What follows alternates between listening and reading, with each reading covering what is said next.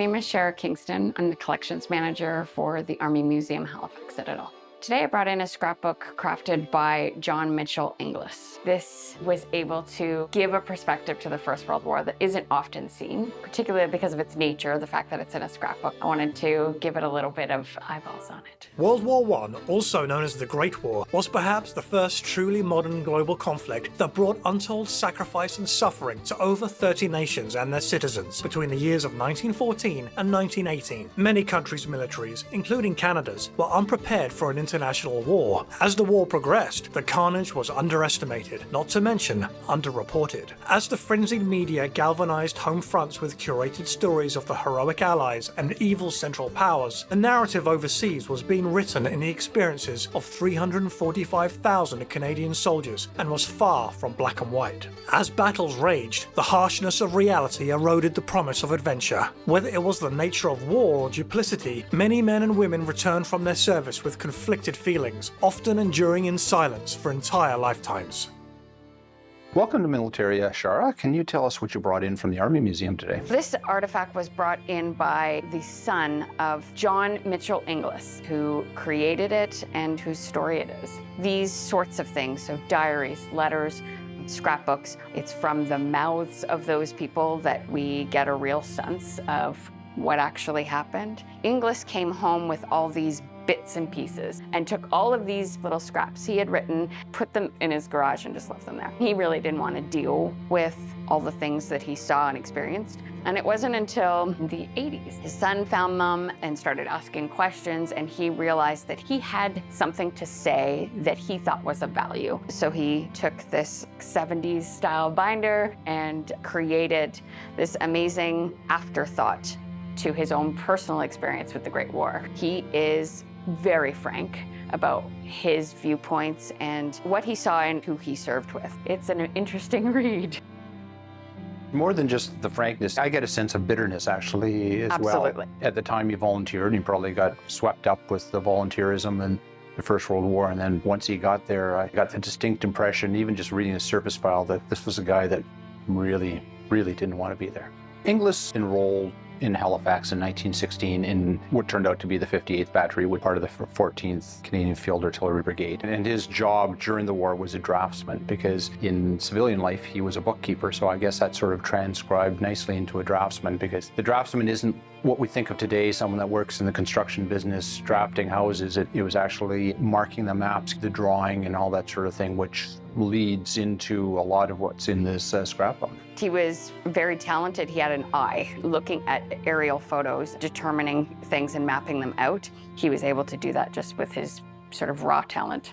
He talks about finally getting to France and how it shocks him. You go from England, where you're training and you're in huts and you're being fed, and then they go to France, and he actually has this sort of aerial photograph and he marks the road. It was so muddy and there were rats everywhere, and they had nothing to eat, nothing to drink. But he goes past a street right near where he's staying, and someone had taken a piece of board and written "wipe your feet." Well, they're in like the worst conditions. He sees more joy or humor in that irony. I liked that about his reflections.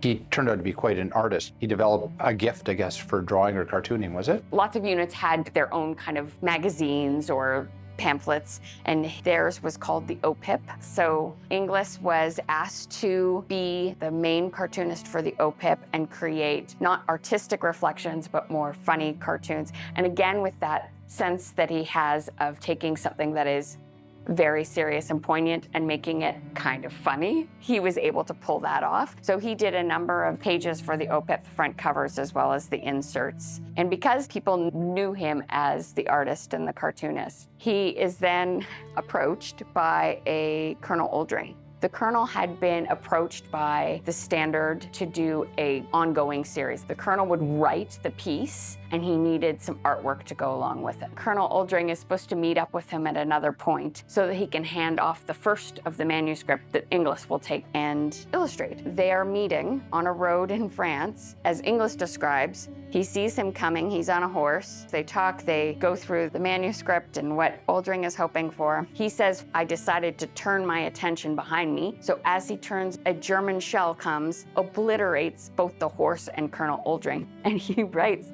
"I will never see my artwork in the Standard." Like, just very laissez-faire about it, but yeah. I think his sense of humor was a way for him to deal with travesty. I can't imagine being in those circumstances and seeing people you've got to know, even if you only knew them for a couple of hours, being blown up beside you, or horses being maimed. We're only learning now about the trauma of warfare. Those kinds of traumas are very real. And for him to have used humor, and I think realness, to his writing is really important.